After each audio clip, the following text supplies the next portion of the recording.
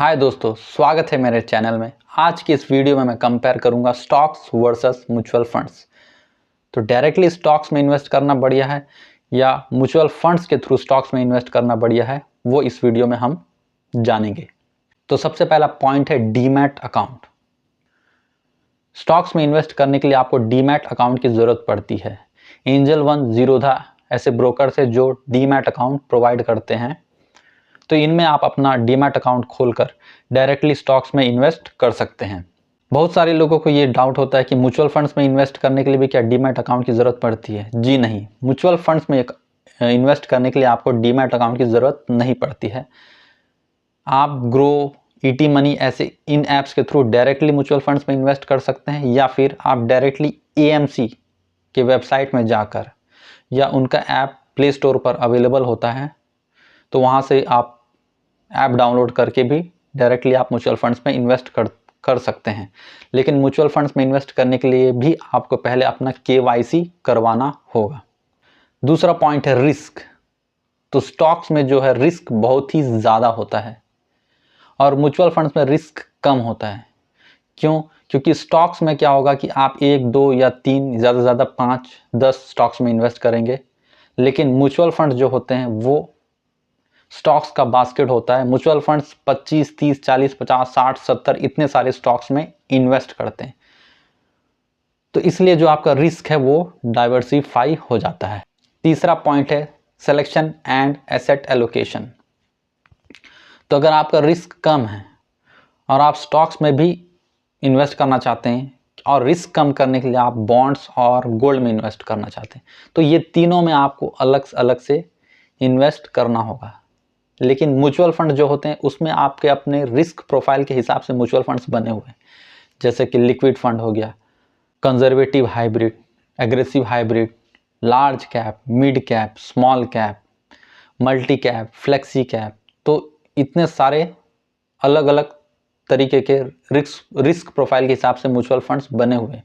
तो आप अपने रिस्क प्रोफाइल के हिसाब से म्यूचुअल फंड सेलेक्ट कर सकते हैं और उनमें इन्वेस्ट कर सकते हैं। चौथा पॉइंट है कैपिटल रिक्वायरमेंट। तो स्टॉक्स में इन्वेस्ट करने के लिए कैपिटल रिक्वायरमेंट जो होता है वो ज़्यादा होता है।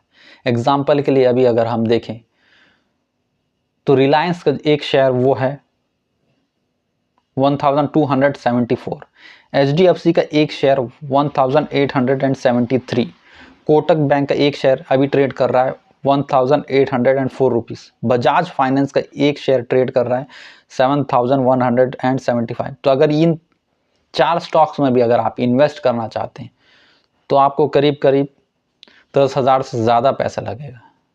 लेकिन इसी के अपेक्षा अगर आप म्यूचुअल फंड्स में इन्वेस्ट करते हैं तो म्यूचुअल फंड्स ऑलरेडी स्टॉक्स का बास्केट है और बहुत सारे म्यूचुअल फंड्स 100 रुपये से शुरू हो जाते हैं, कुछ हज़ार से होते हैं, लेकिन बहुत सारे ऐसे भी म्यूचुअल फंड्स हैं जो 100 रुपये से शुरू हो जाते हैं।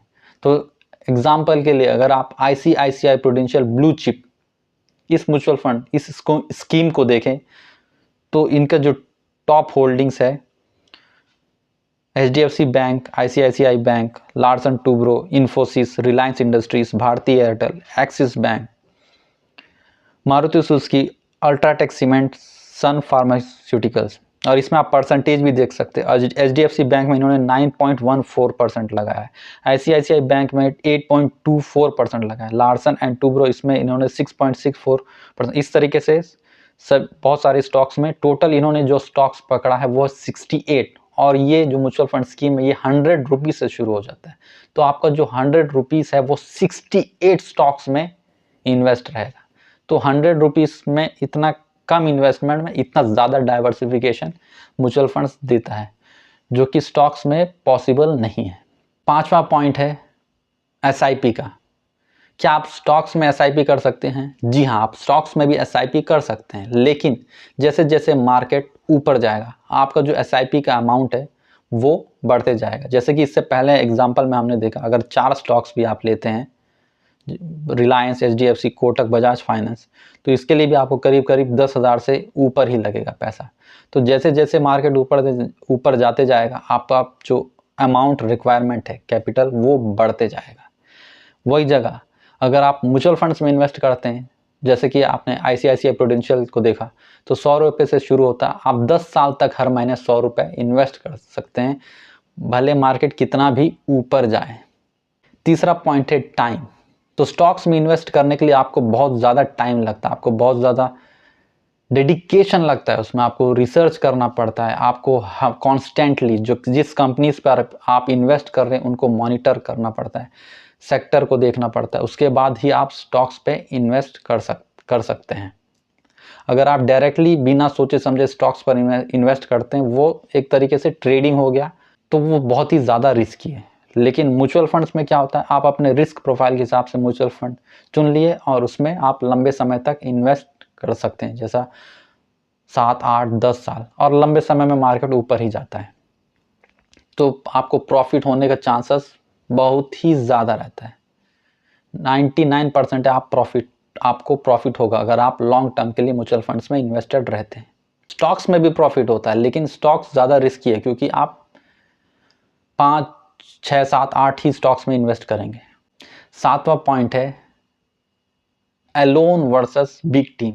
क्योंकि स्टॉक्स में इन्वेस्ट करने के लिए आप खुद ही कर रहे हैं, तो आप अकेले हैं, आपको सब कुछ खुद ही करना होगा, रिसर्च, मॉनिटरिंग सब कुछ आप खुद करेंगे। लेकिन म्यूचुअल फंड्स जो होते हैं उनके पास एक बहुत ही बड़ा टीम होता है, फंड मैनेजर होता है जिनका एक्सपीरियंस 20-25 साल का होता है। तो आप यहाँ अकेले हो और इस तरफ एक बहुत बड़ी टीम है जिनका काम ही यही है।